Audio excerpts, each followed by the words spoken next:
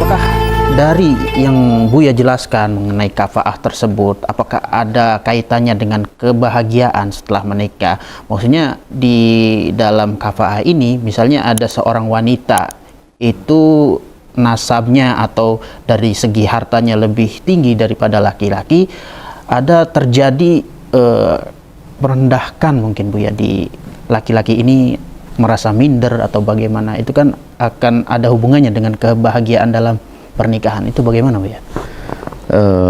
Jika seorang wanita atau seorang wali telah menjatuhkan atau menggugurkan hak kafaahnya, maka pernikahan menjadi tidak ada masalah dan bukan sebuah dosa, dan karena sebuah dosa tidak akan mempengaruhi apapun, tidak ada hubungannya dengan itu karena sudah selesai. Nah, adapun kebahagiaan itu adalah bagaimana orang meniti sebuah rumah tangga.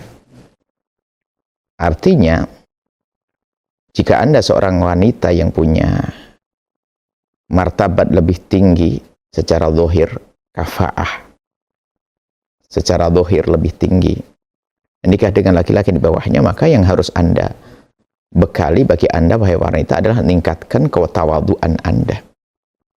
Jangan bikin neraka di rumah Anda, lalu Anda mentang-mentang dengan kesombongan Anda.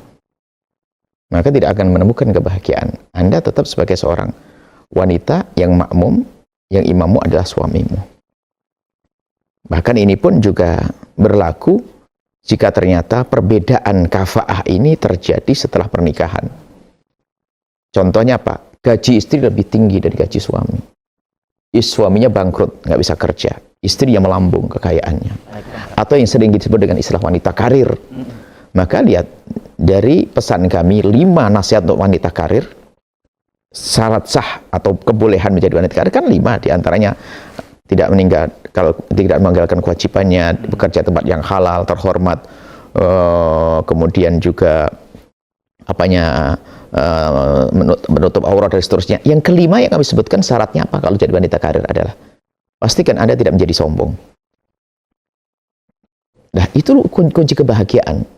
Mungkin Anda seorang wanita kaya raya, lalu Anda punya prinsip, saya punya kaya raya, kenapa saya harus menjadi laki-laki kaya juga? Kenapa saya tidak cukup menjadi soleh?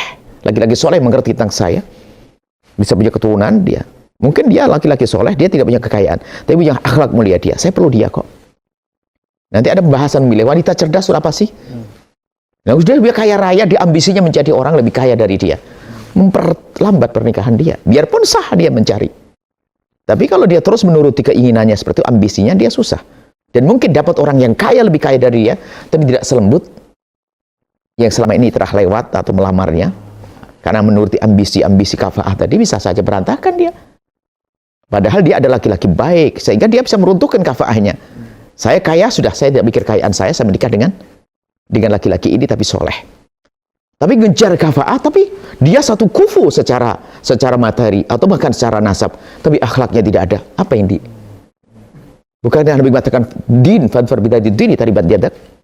Nah, begitu juga sebetulnya kalau kita cermati, Anda seorang laki-laki, memang bebas Anda menikah dengan perempuan yang mungkin secara kafaah di bawah Anda, tapi ingat, jangan sampai terlintas di dalam diri Anda mencari perempuan yang bisa dimain-mainin.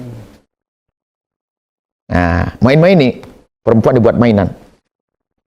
Karena apa? Dia perempuan rendah, perempuan saya temui orang kampung, saya orang ini dibohongi. Wah, ini ada.